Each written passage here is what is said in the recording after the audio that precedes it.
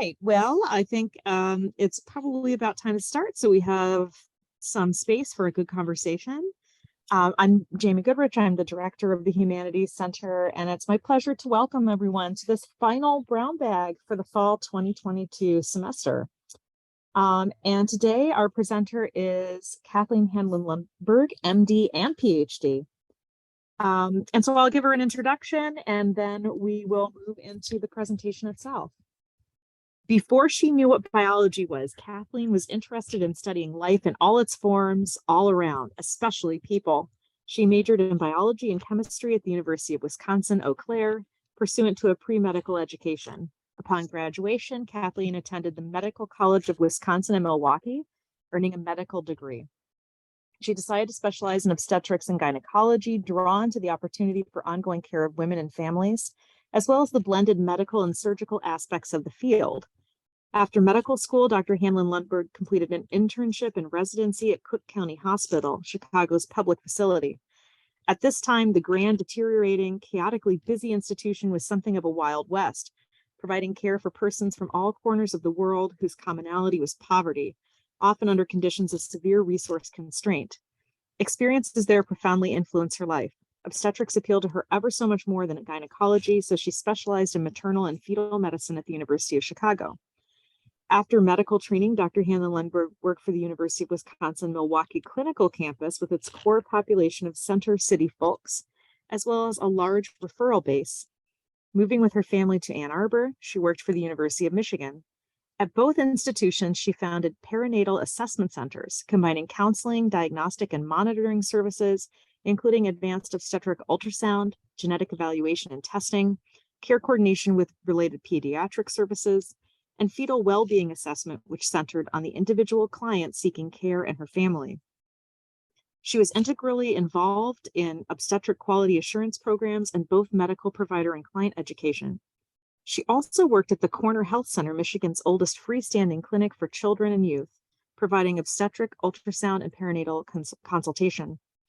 Her research interests have included neonatal effects of in utero cocaine exposure, hematologic markers of fetal stress, neonatal outcomes after steroid administration for lung maturity, and implementation of prenatal screening programs.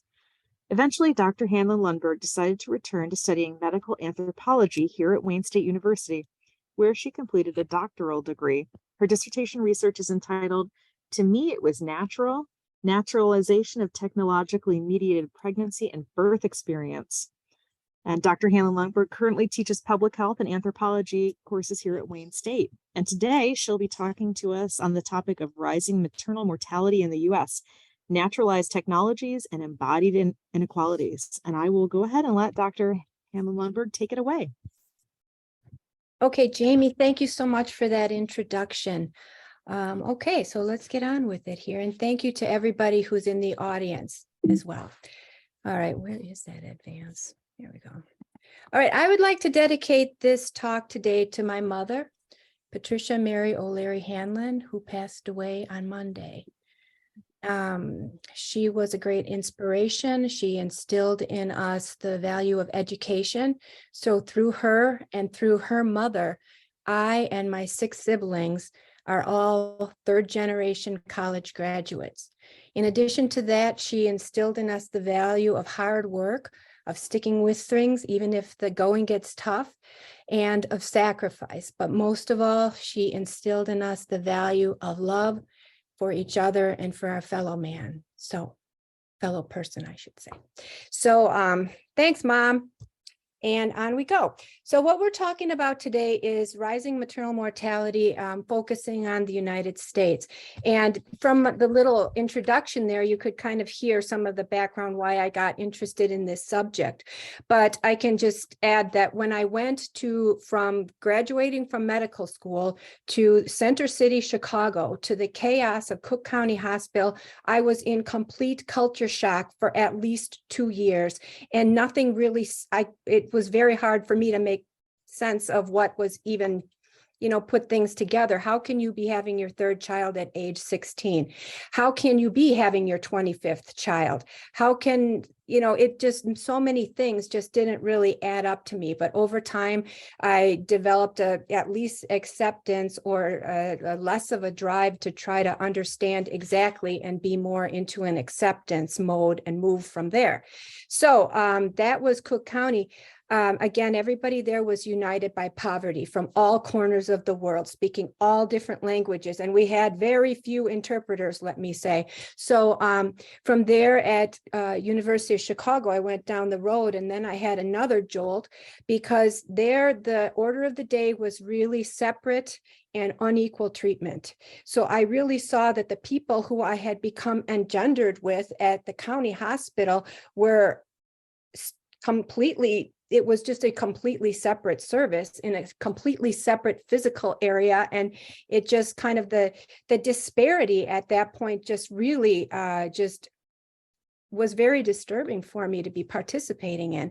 So in any case, I did my fellowship research there on cocaine exposure in utero. And for that, this was the olden days before electronic medical records and that sort of thing. So I'd request a big stack of charts and go through them. And one thing that I kept noticing again and again was that the person's story who I was reading about was the same as her mother's story. It was transgenerational repetition of these life patterns, that people were living under the same sorts of constraints, and then they had the same sorts of outcomes. So that really, really impressed me. So I started wondering about, this was during the time when C-section rates were like really increasing. And it really struck me like, why is this happening? And I started to think, we are on a branch of evolution here, that this is happening, these transgenerational patterns of childbirth and pregnancy practice. So that's what really got me interested in this. And with that, we'll go on to the actual talk for today. But so I want to cover like just an evolutionary backdrop for the human childbirth and, the obstetric dilemma. And then from there, we'll talk about a very brief history of birth in the United States and maternal mortality around the world, but focusing on the United States. A little bit about naturalized technologies, which was what my dissertation research here at Wayne State was about. And then I'd like to talk a little bit about my upcoming research project. And I would like to solicit any input from anybody as far as suggestions or comments or whatever. Then we'll come back to the obstetric dilemma in a sort of a modern, revisited sort of way, and then get on to, hopefully we'll have time for questions and stuff. Okay, so if anybody has any questions about what I'm saying as we go along here, please don't hesitate. Well, I don't know how I would know, but just be sure to write them down and ask them later, or interrupt or whatever, and hopefully we can have a dialogue about this super important topic. Okay, so just some terms here. If we're talking about maternal mortality is the death of a woman while pregnant within 42 days of the end of the pregnancy, irrespective of the duration. So she could be first trimester and she could be about to deliver, irrespective of the duration and of the site of pregnancy. That means it's including people who are having ectopic pregnancies or tubal pregnancies, something like that, and from any cause related to or aggravated by the pregnancy or its management, but not from accidental or incidental causes. So there's much more maternity associated death, which might be like homicides, suicides, car accidents, these sorts of things. That's not considered a direct relationship with the pregnancy or its management. And of course, it could be examined from a number of different angles there, but according to the World Health Organization, that's what we're going with here. Okay, so that's maternal mortality, and a maternal mortality rate is the number of maternal deaths that are happening per 100,000 live births. Okay, so that's what we're doing here. All right, so the obstetric dilemma is an idea that was first proposed by Washburn in 1960, and he actually wrote a paper that was talking about early Homo sapien, or even before Homo sapiens, use of tools, and how the use of tools acted to develop more abstract thinking and promoted encephalization of our ancestors, with increasing reliance on brain power, and hence bigger brains and bigger heads. Okay, so it came to stand for the evolutionary trade-off between increasing encephalization, the larger brain and larger head, and a bipedal gait stability, how wide your pelvis is in order to be able to evade predators or go chase prey, things like that. So a constraint on pelvic size and shape. So since this was written, it's been critiqued, it's been supported, it's largely considered, part of an explanation for our history of bipedality. But the stability of a bipedal gait, is one thing in particular that has come under scrutiny. Mitterrocher in 2016 had an interesting update on that, referring to human birth as a sort of a cliff edge model. So if you look at a normal distribution of birth weights, let's say, if you take the very, very largest of those, it's like a pelvis can accommodate, but there's a certain point at which you just cannot get out, okay? Because the size of the human baby's head is very close to the size of the maternal pelvis. And this is different from other apes, it's different from other mammals, it's different from other animals. It's just, it's a very tight squeeze on the way out. Again, that is the obstetric dilemma, where the head is getting getting bigger and the pelvis needs to stay a certain size. Okay, so the cliff edge model is saying that there is a pressure for increased encephalization, but you reach a point at which it doesn't work anymore, and then you have maternal and child mortality. Okay, so that's something that we call in obstetrics cephalopelvic disproportion, CPD. Okay, so and when we come back at the end to the obstetric dilemma revisited, I'm going to suggest that it becomes more of a biosocial question with implications for our long-term evolutionary trajectory. So when we talk about things like what is the optimal cesarean delivery rate, to avoid this problem with to rescue moms and babies from cephalopelvic disproportion, it becomes a moving target. So that's what we're going to do here. So I just wanted to go over real quickly the very brief history of modern birth. So as recently as like 1930, when my mom was born on the farm she lived, most people were delivered in homes, okay?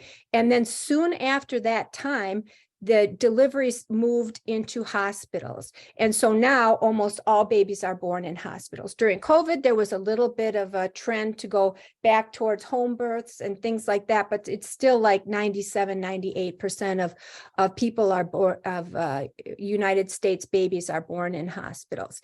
And in hospitals, there was an increase in the available biosocial technologies that were available. Not only were there trained physicians and trained nurses there, but more medications became available, like oxytocin, which is a synthetic hormone, like the hormone that women make that's related to contractions, okay? Like oxytocin, certainly the availability of anesthetics, the appeal of having relief from labor pain was very strong for birthing women, okay? The availability of anesthetic and improving anesthetics over time. And then with anesthetics, you had more women that kind of, were not in a position to be pushing babies out. And so then there was a rise in the incidence of forceps use. So forceps had been already invented a couple hundred years earlier by the Chamberlain family, and they kept it a family secret, passed from father to son of all these obstetricians for a few generations, and they were very secretive about it, and they would use these forceps to save women from obstructed labors. But in any case, eventually the secret got out, and forceps really became much more common in the early 1900s, to the point where it was considered normal for women to go to the hospital, get anesthetic, and have a forceps delivery over a large episiotomy. That was what was considered normal.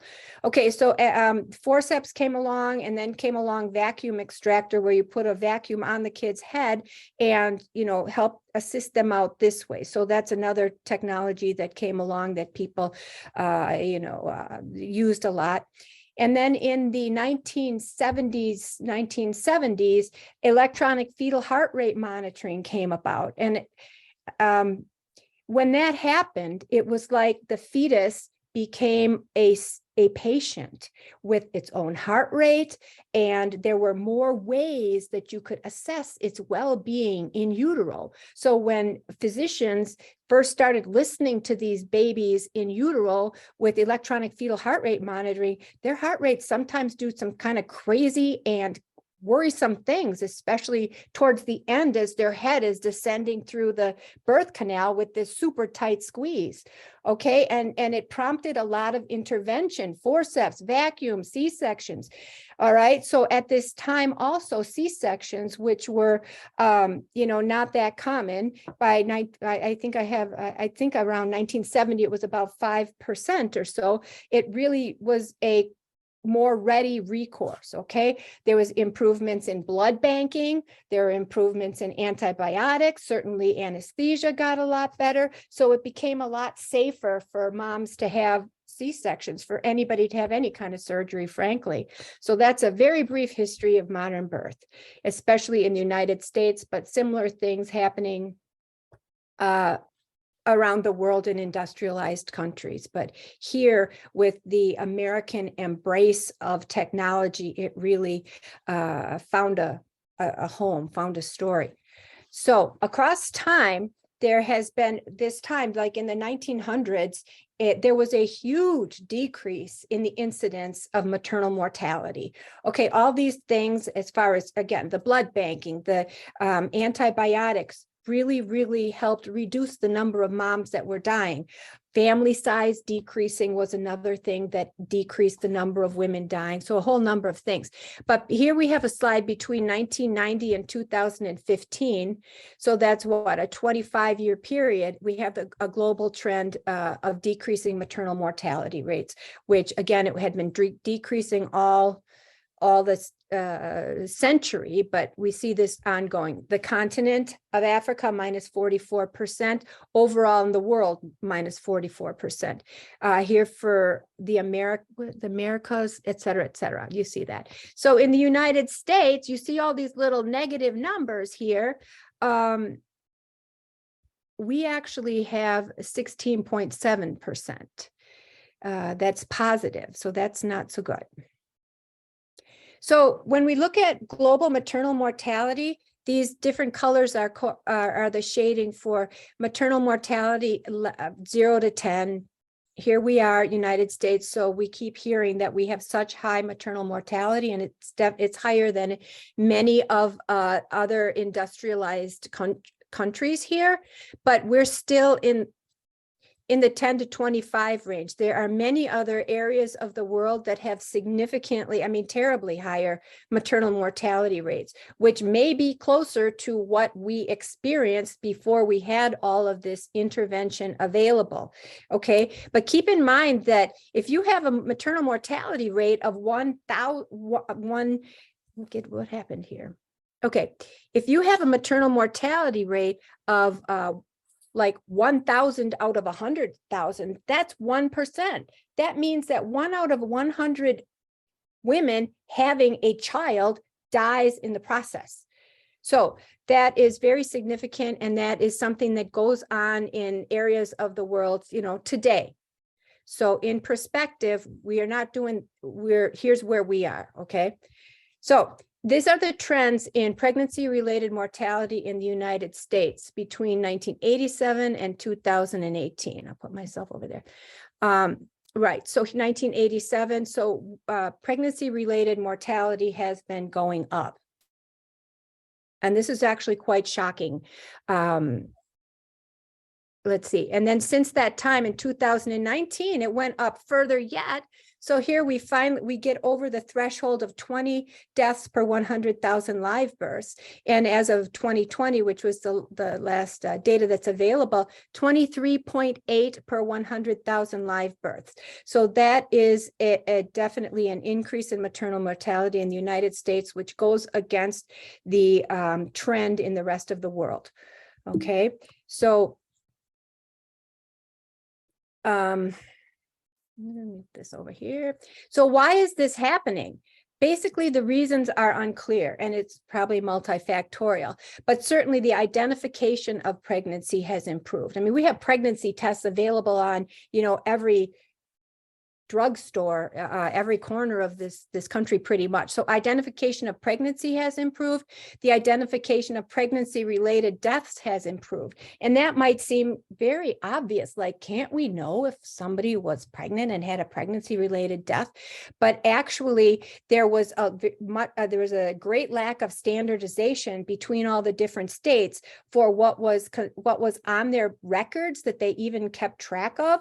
So there's better standardization through the states. It's not completely all standard yet, but and connecting mom's record and baby's record, mom's death record to baby's birth and death record if that's the case. All right. Another thing is there are changes in how causes of death are coded. As we know, we have all these different codes, these codes for basically billing purposes and for standardization of billing and following diagnoses, things like that. So there have been changes on how causes of death are coded and other medical conditions are coded. And this seems really obvious, but there is now a checkbox to check if somebody is pregnant or not on the death record. Okay, so having to see that box and ask that question to the person who's filling out the form, was this person pregnant or not, has done a lot towards increasing pickup of people who die when they're pregnant. Okay, so you could say, okay, well, that's still like a huge increase. Are these maternal mortality rates accurate? Is all of this improvement here actually leading us to more accurate info? And it's now known that there are reported errors both ways, with saying somebody was pregnant when they weren't, or that it was pregnancy associated when it wasn't, and then not reporting pregnancy when it actually was present. So you have errors reported on the pregnancy status both ways.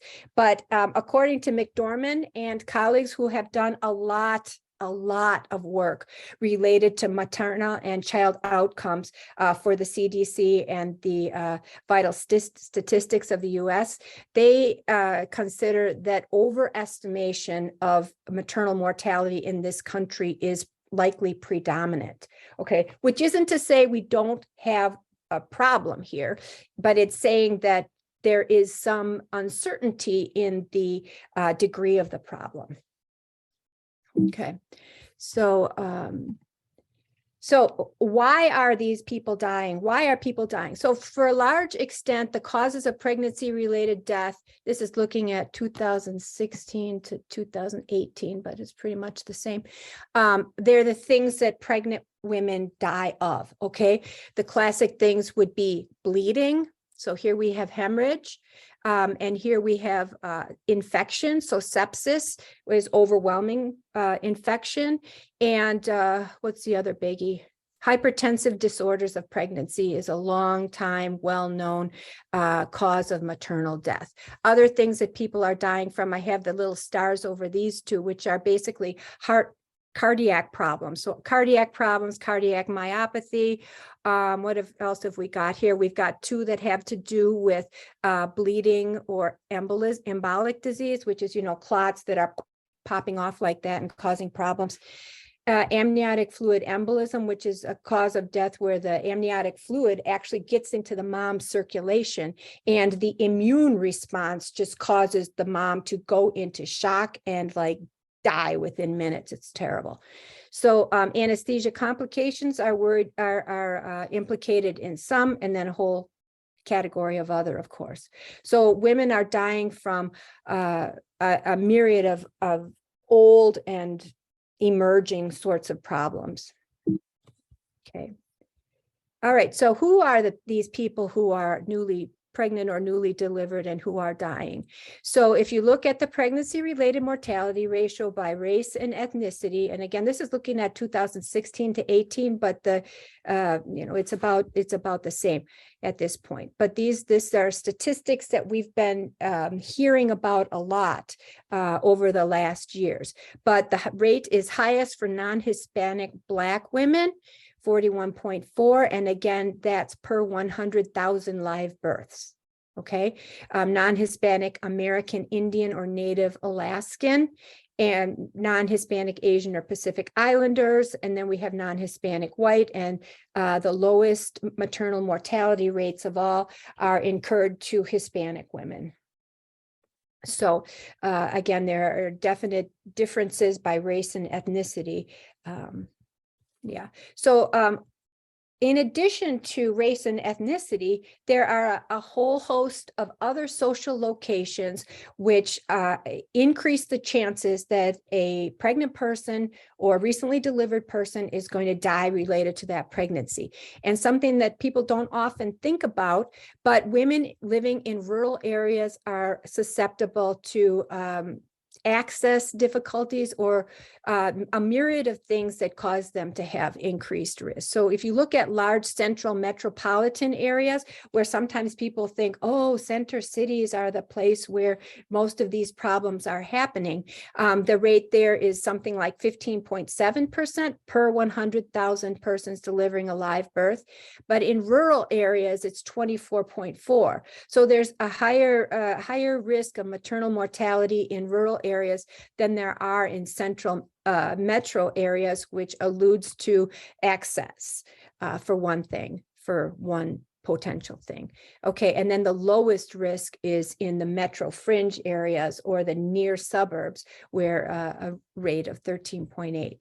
All right, the risk of dying related to pregnancy is definitely higher for women who have less education. So if women who have not completed high school are at a higher risk of death, increasing maternal age, which is an ongoing trend in the delivering population. So if you look at women who are less than 25 years of age, the rate is like 13.8. You get to 25 to 39, which is which is 25 to 39 is 22.8. But if you get over age 40 and older, the risk is 107.9, or which is almost 8 times higher than the youngest age group. And as you know, I'm sure you're aware, there is a trend towards delayed childbearing. And so having children in one's 40s is not an unusual thing at all. So that increases your risk of death. And as you get older, you tend to have a higher incidence of health problems. And some of those health challenges include obesity. And we have a rising rate of obesity in this country, especially among women, and globally there's an increasing rate of obesity. Obesity related to, but independently, a risk with diabetes for a risk of death, and then hypertension. If somebody has underlying hypertension, which of course becomes more common as one ages, they're more at risk for having superimposed pregnancy-induced hypertensive changes as well. So those things predispose or increase the risk of maternal mortality. So there are a whole number of social locations, physical characteristics of individuals as well that put that at increased risk of death. So that brings us up to the naturalization of medicalized pregnancy and childbirth, and the biosocial technologies which have evolved for us to deal with the challenge of birth. So let's carry on. So as far as the rise of cesarean, let's even go back to another thing that I wanted to share in the beginning. But in any case, people who are having children tend to let that be known. They seek assistance from their community members. It causes pain. They reach out for people to help them and things like that. So soliciting assistance from our community members is likely something that predated us even being Homo sapiens.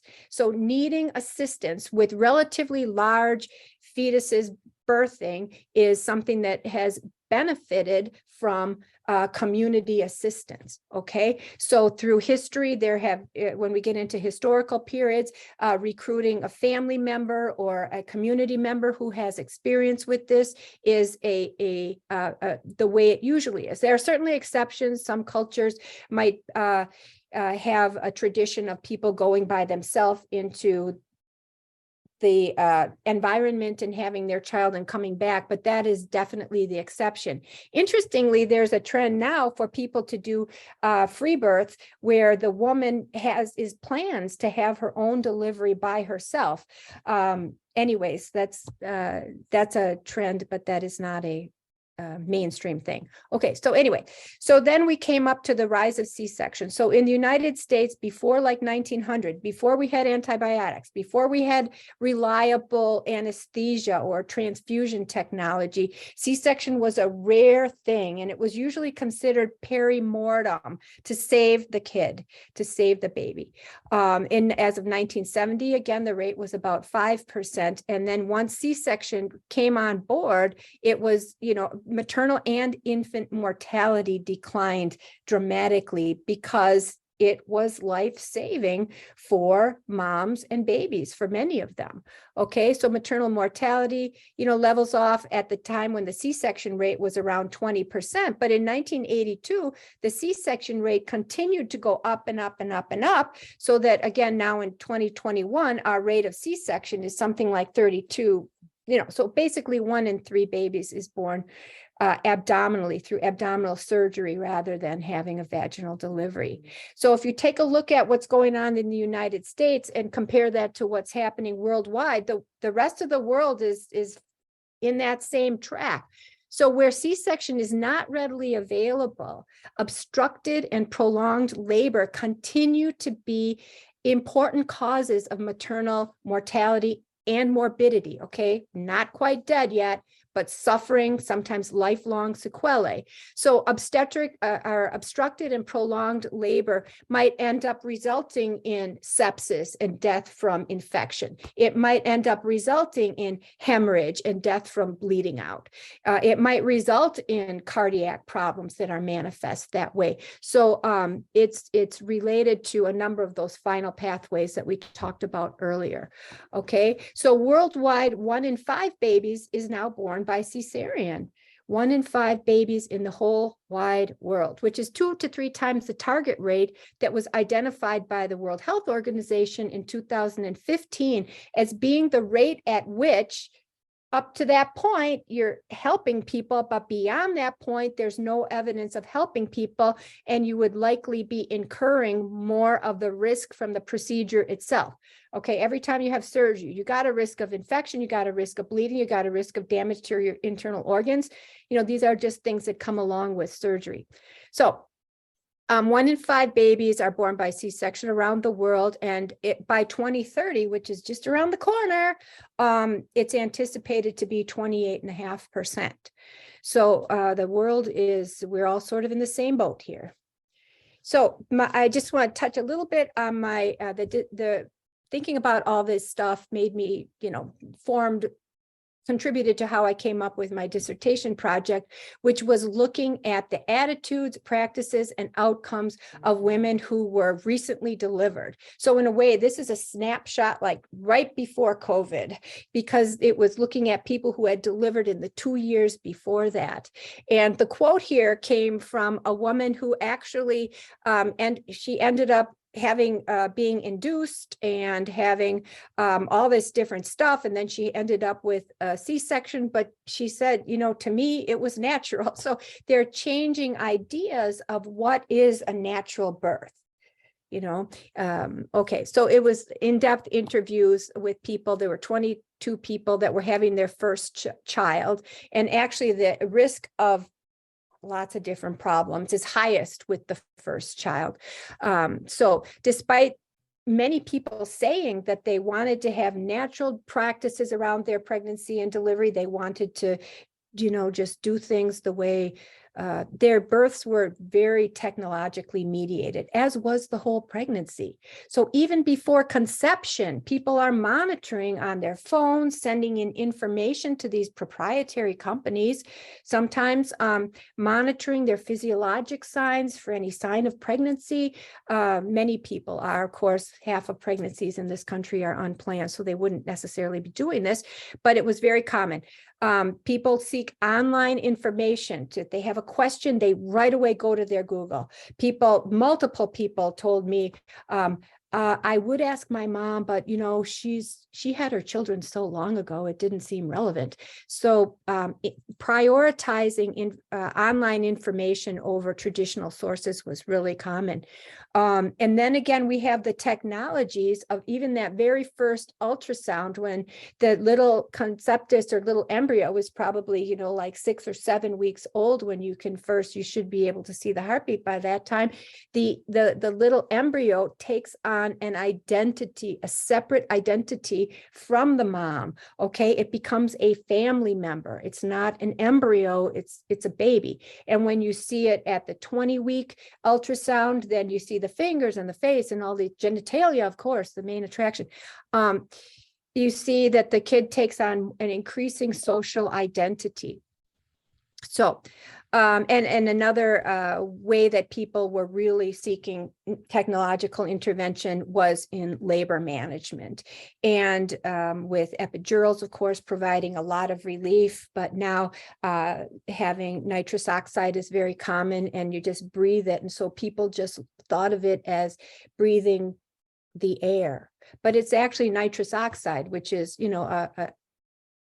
an agent which helps deal with the pain. So an unexpected finding of my research, which relates directly to what we're talking about here today, is the transgenerational pattern of intervention. So people who had a C-section were much more likely to have been delivered by C-section themselves. So 6 of the women had their babies by C-section. 4 of them were themselves delivered by C-section. So 4 out of the 6. Of course, these are tiny numbers. It's not like this has any statistical significance, but it certainly indicates a trend. So there was another woman who had a C-section. She had a C-section, but she was delivered vaginally.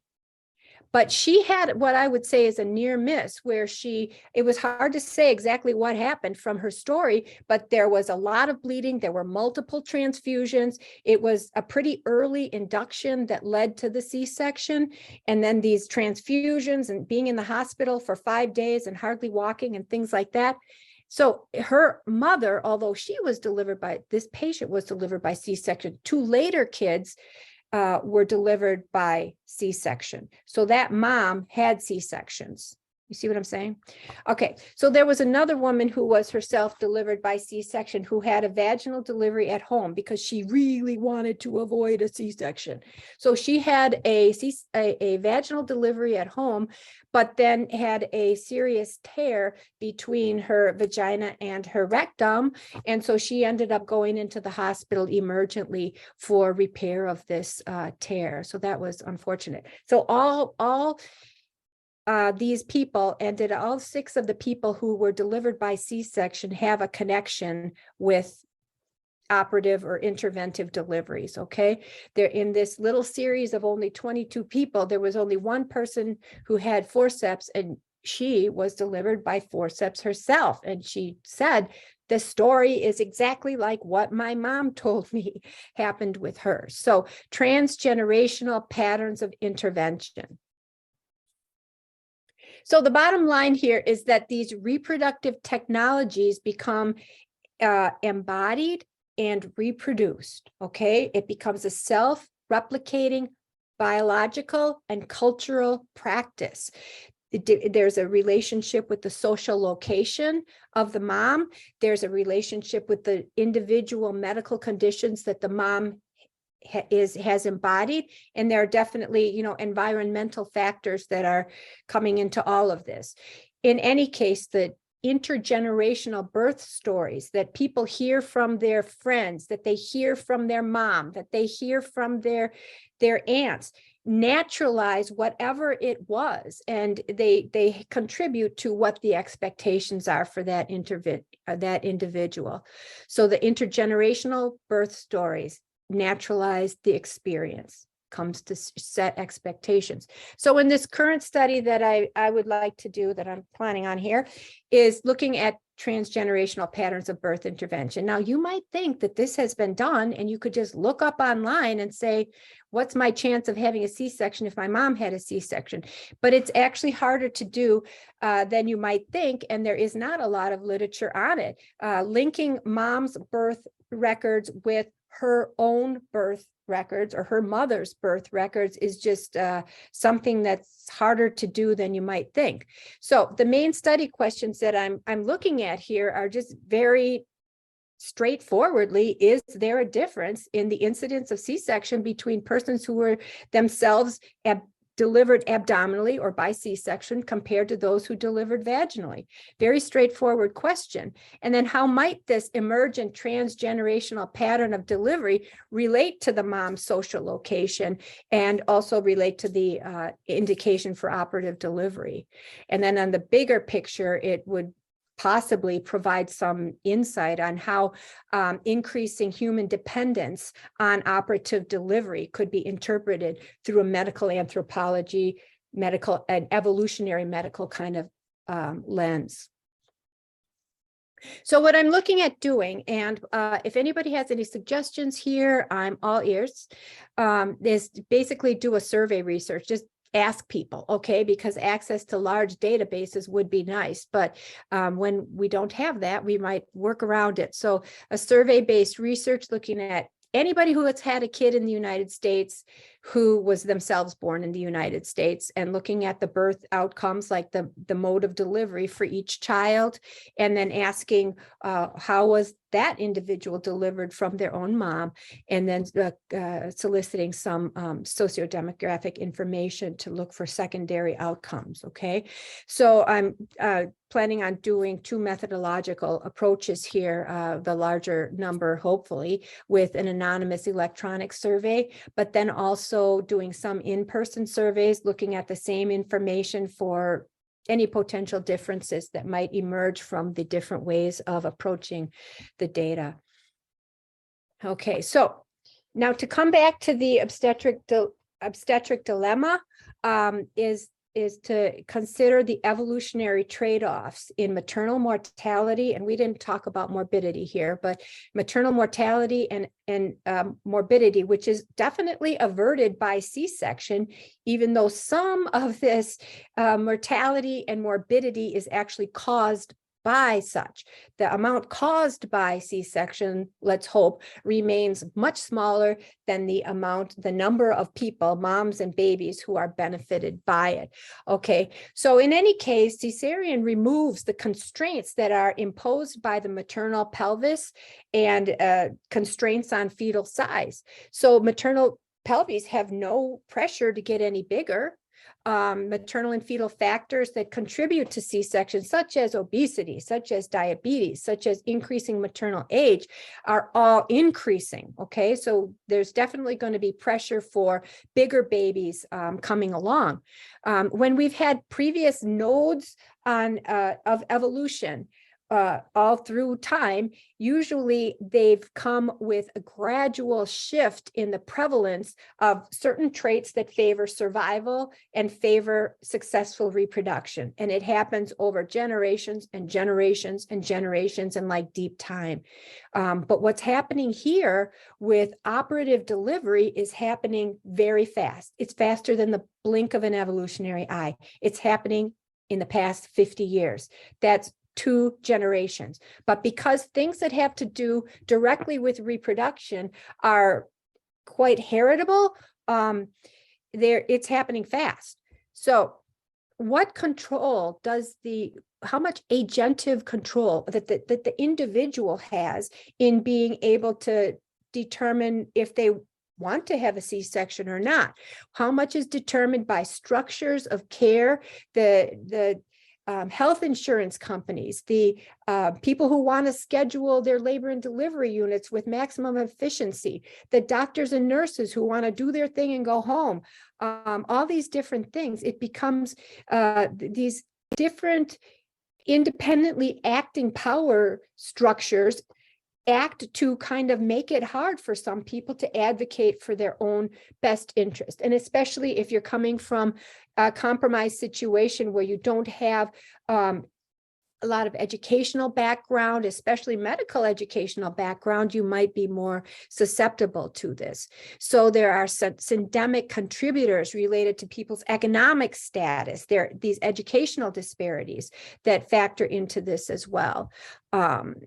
Yeah, so the thing is that life-saving cesarean has already contributed to the increased rates of cephalopelvic disproportion, as best can be told, after just 2 generations of liberalized cesarean.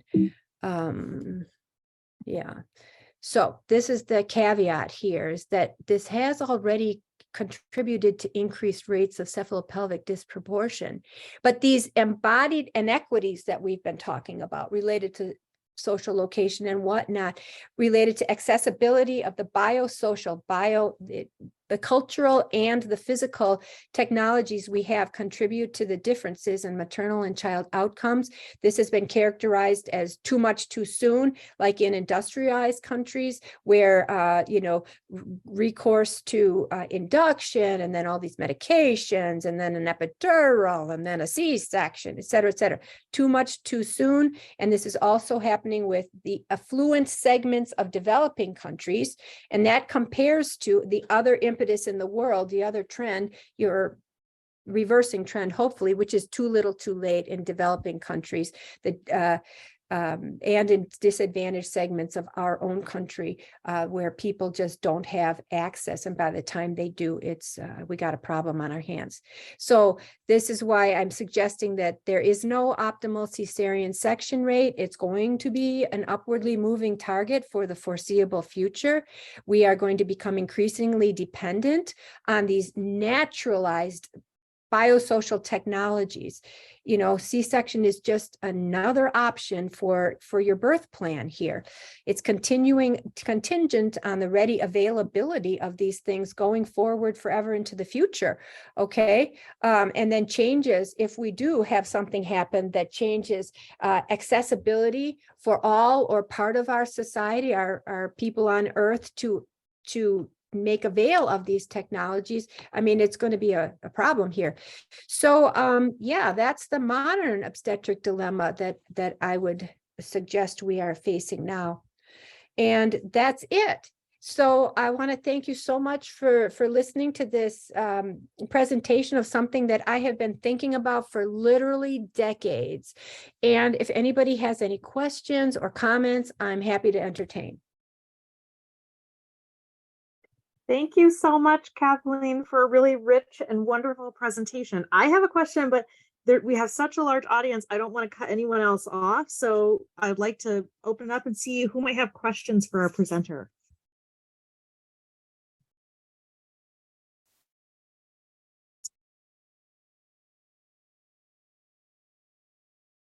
Yes, please. Hello, thank you. That was a great presentation. I had a question about the transgenerational pattern of intervention. I thought it was a really interesting point, and I was wondering if you could elaborate just a little bit more on the biocultural aspect.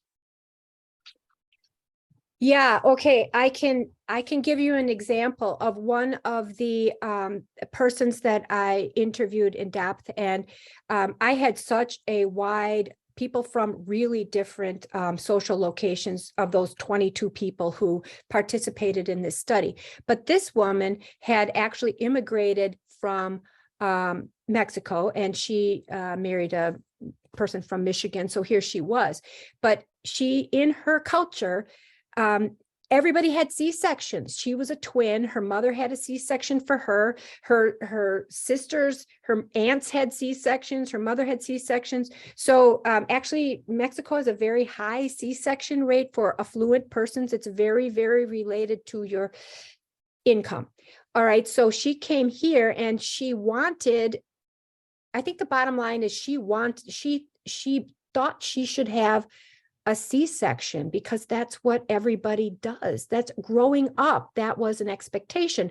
But coming here to the States, there's a lot of pressure to do things natural, to not have an epidural during labor, to avoid using oxytocin and these things. And so she was surrounded by people who were doing, and she had a nurse, she had midwives, she had a doula, she did all the things that might make somebody more engender them towards this natural route. But she kept seeing her own physicians in Mexico who were related to her, who said, this baby is going to be really big and you're going to end up with a C-section. So sure enough, she ended up getting to term. She ended up getting induced. She ended up having a difficult long course. She ended up having a C-section and she just cried and cried. I knew this all along. I didn't want to do this. I got railroaded. So her cultural expectation from years of being in a place where everybody in her family was being delivered by C-section, whether they should have or not is another question, made it such that when she had a C-section herself, it was a very unpleasant thing. And she felt quite traumatized by the entire experience. I don't know if that directly addresses your question, but it's emblematic of many people, even people who didn't have C-sections. They told me it went just like with my mom, this and this and this happened. Even if the same people said that they didn't depend on their mom for advice and information during the course of their pregnancy, then they were more interested in talking to Google. So it was very interesting. Thank you.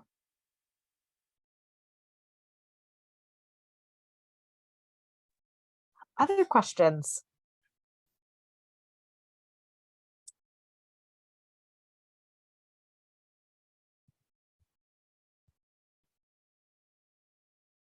I'd like to follow up on that question because it related to my own, which is in these stories, does the mother's attitude toward her birth experience relate or have an impact at all on the daughter's birth experiences? Do you know what I mean? Like, my mother had a C-section and she was really upset about it, and so therefore I tried to avoid it, or you know what I mean?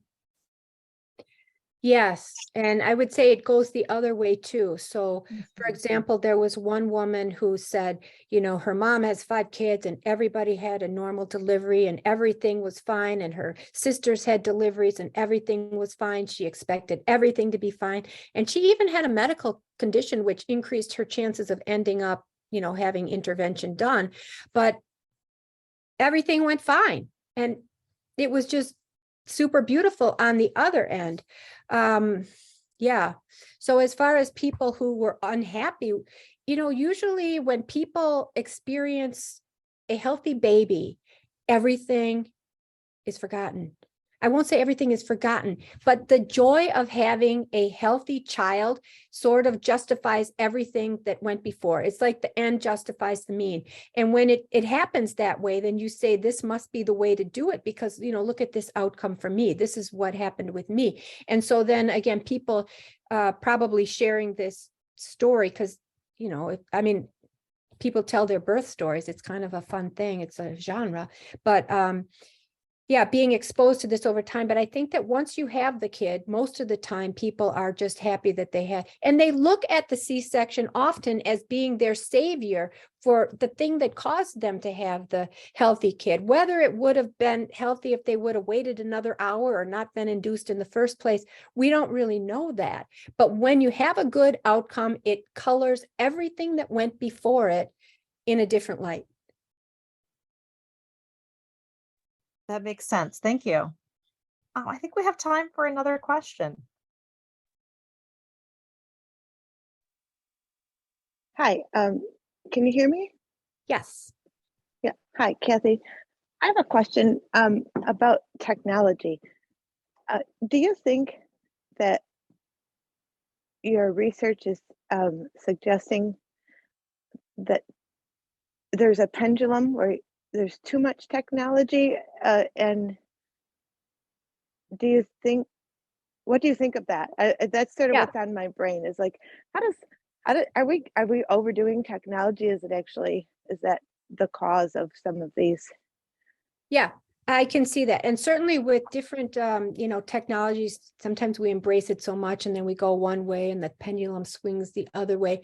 But I think that because there are such strong underpinnings, evolutionary underpinnings for bigger babies and desire for the perfect baby, and every mom should survive her birth, that these very strong underpinnings are going to allow it not to, the pendulum to go far the other way. So right now there's a lot of talk about decreasing the C-section rates, and I'm not saying I'm against that by any means. I think that would be a good thing, as much as appropriate.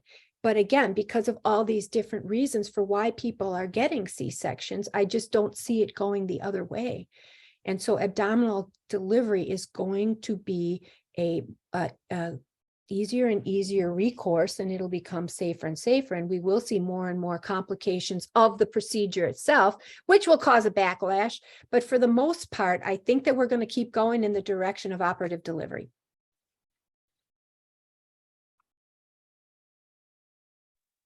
Thank you.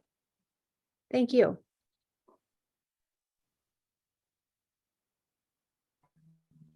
Can I ask another question? Sure. Yeah, sorry. What do you, if it went in the direction of more technology, as opposed to operative, or you said you think it's going to keep going in the operative direction versus natural. So what do you think is going to be the effect on the evolution of humans, both from the perspective of the baby and the mother's physiology? Well, I think that we can expect that in places where we're having a too little, too late problem now, like across the global south. I mean, many places, again, it's very spotty, but in places where there's really high maternal and child mortality related to obstructive labor, that there's going to be a lot more people that are surviving, that we won't have something like 800, 1,000 women per 100,000 live births dying. So I think that's all a very positive thing. But again, as the more something gets used, we will see more complications of that therapy. So there's going to be more people being able to survive childbirth and being able to be born safely. But family size will continue to get smaller, because you can have 5, 10 plus C-sections, but each one gets incrementally more involved and entails a higher risk of death and morbidity. Okay, so family sizes, which is an ongoing trend, are going to continue to get smaller. Precious babies, every child being a precious individual, as opposed to, a long time ago, which would be you have a few, because they're somewhat expendable, so to speak. And so over the long term, I mean, we're going to get survival of people that otherwise would have died. Let's put it that way, moms and babies. And so it's hard. I can't really even say exactly where we're going here, but I think that it's going to be far reaching. If anybody else cares to speculate about that, be interested to hear. I had a question for you. I'm looking at the previous research that you did, and your question about the transgenerational patterns makes me wonder. I work with health in the area of health disparities, reproductive justice, implicit bias, and respectful care, and we often talk with them about their birth plans. And I'm wondering, as you're looking and doing this survey, if you want to know what would we're looking at congruency between the wishes of the mother and the what actually happened with the care provided.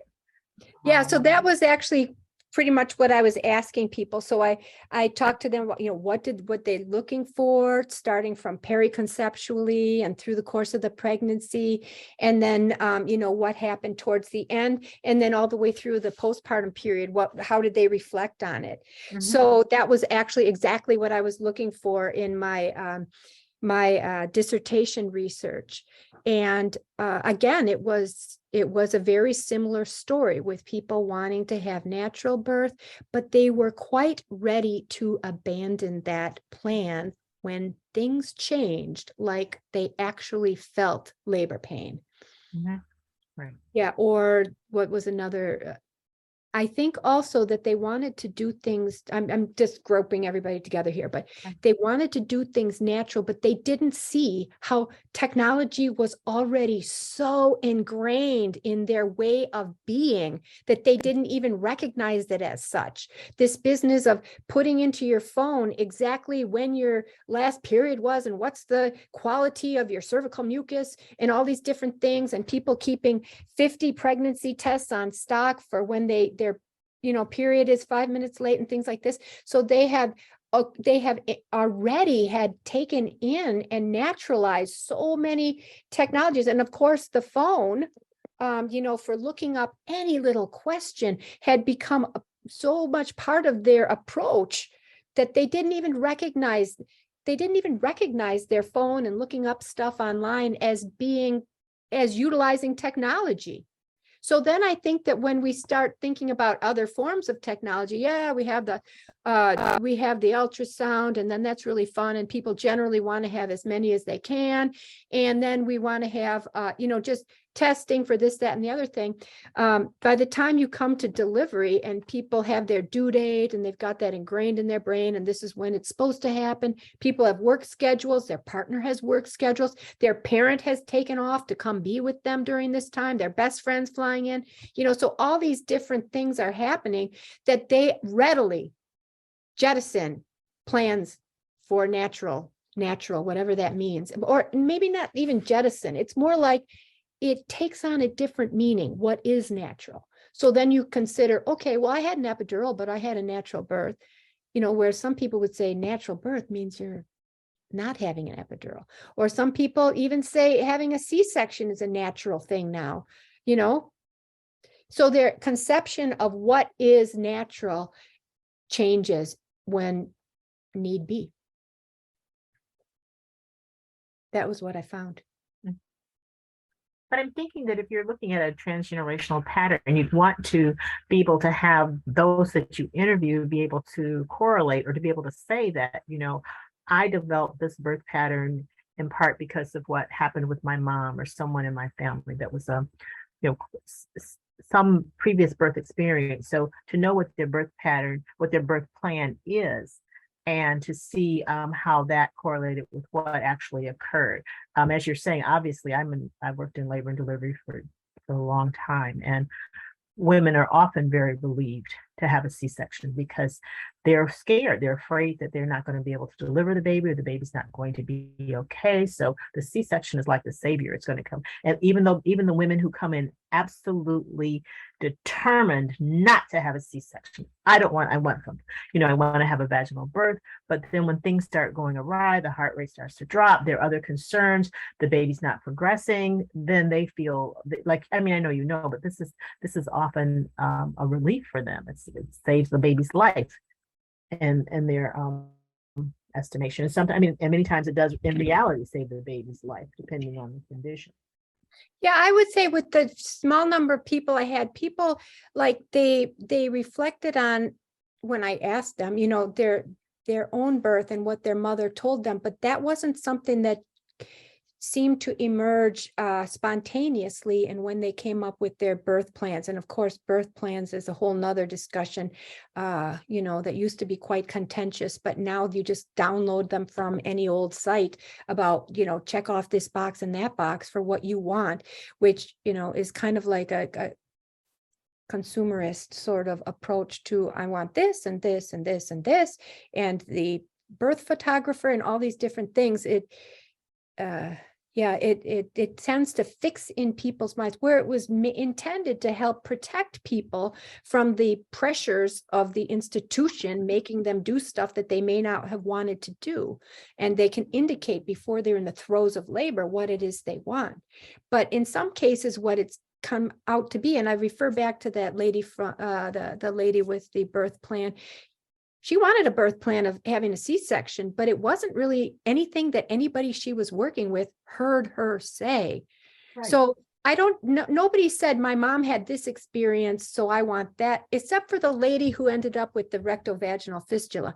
She didn't want to have a C-section, and then she ended up with something that was arguably worse. Right. Yeah, but no, I hear what you're saying, and that's absolutely true. But I think people, especially we have such a emphasis on being your own individual and deciding for yourself, that in some cases it engenders a kind of inflexibility to what's actually going to happen. And when we're so removed from the actual situation, like, I mean, how many birthing women these days have seen any other birth before? It's unusual. I mean, sometimes you might have seen your sister or something like that, but it's oftentimes it's somebody who's maybe in a nuclear family situation with their partner, and they're having a child, and they don't know exactly what to expect, and they read all this stuff, and you can watch a million YouTube videos about natural births, about births underwater, about all sorts of things, so you can get an idea. But sometimes it tends to fix people's imaginations on what they see as the ideal way to go, and then you lose a little bit of flexibility for what might actually happen. I don't know. Well, I think we're close to having to wrap up, but I do see a couple of questions in the chat. If you want to take a look at that and see, Francesca Pernici wrote, how does medical liability and C-sections correlate? And John Gruda asked, how will new abortion laws affect this issue? So I don't know if you want to take up either one of those questions. Yeah, I'm happy to take up whatever we've got time with. Let's see. So the first one had to do with medical liability, and yeah, it matters. So when there's a question, an ambiguous situation, when action is taken to remedy the situation, it's usually viewed as doing everything. And so that is a good thing, because even if something adverse happens, you can say everything was done. So from a patient standpoint, I hear that, I have heard that over many years a lot, is that this and this happened, but everything was done. Or maybe a child of borderline viability, maybe it's 24 and a half weeks or something like this. And it's like, well, we don't really think that a C-section is going to help because this child really has a compromised chance in the first place, but blah, blah, blah. So everything being done. So you end up with a C-section for a 24-weeker that ends up dying, but everything was done. So you're less likely to be perceived as doing something harmful. You're more likely to be seen as the potential savior of the situation if you do a C-section. And let's say it's not even that drastic of a case, but you end up doing a C-section and a beautiful screaming baby comes out, everybody's happy, and the person who effected the delivery is the savior. So it's very rewarding. Obstetrics is generally very rewarding when things turn out, most of the time, fortunately. But yes, it has a lot to do with it. It has so much to do with provider characteristics and institutional patterns and cultures that are specific to institutions, that we could go on about that for a whole hour. So yeah, for sure, it's related in complex and layered ways. So that's one thing about the medical liability. And how do abortion laws change things?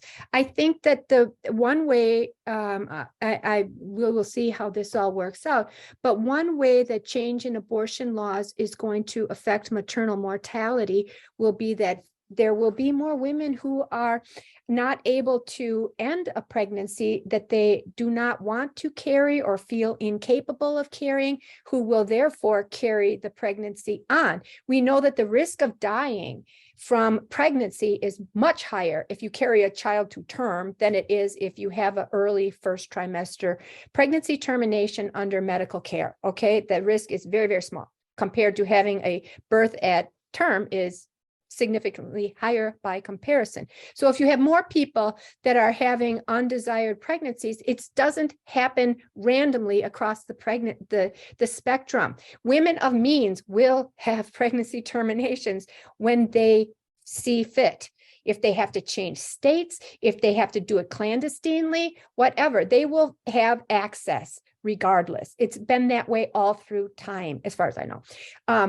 But the people who will suffer are the people who are in more compromised social locations, people who don't have the means to go to a different state and have a pregnancy termination, people who can't scrape the money together. I can't tell you how many times people told me, well, I wanted to have a pregnancy termination, but I couldn't come up with $200 or something like that, whatever it was at the time.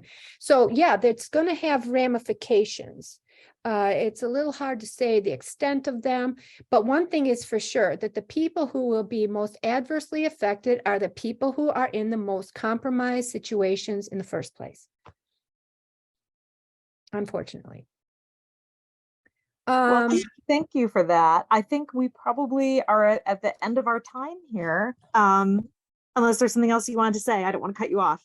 I just want to say thank you so much for everybody who's joined me here today for this super important topic that really has to do, I think it's so urgent, it has to do with the whole future of our species, as well as, you know, what we're experiencing here and now in the US and worldwide today. So thank you so much for the opportunity to talk here and for everybody who's joined us.